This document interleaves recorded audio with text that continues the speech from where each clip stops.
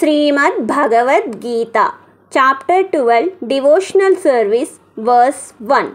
Arjuna Uvacha Evam Satata Yuktaye Bhaktastvām Paryupasate Ye Chapyaksharam Avyaktam Tesham Ke Yoga Vittamah.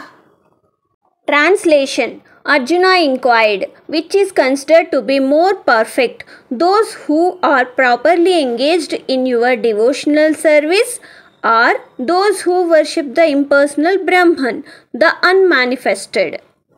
అర్జునుడు ప్రశ్నించెను, నీ భక్తియుక్త సేవలో సదాయుక్తముగా నియుక్తులైన వారు మరియు అవ్యక్త నిరాకార బ్రహ్మమును ధ్యానించువారు అను ఇరువురిలో ఎవరు మిగుల పరిపూర్ణులని భావింపబడుదురు. శ్రీమద్ భగవద్గీత అధ్యాయము 12లో భక్తి యోగాలో 1వ శ్లోకం.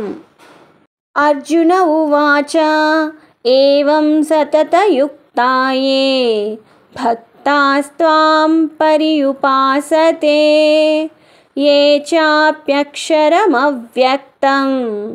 తేషాం కే యోగ విత్తమః.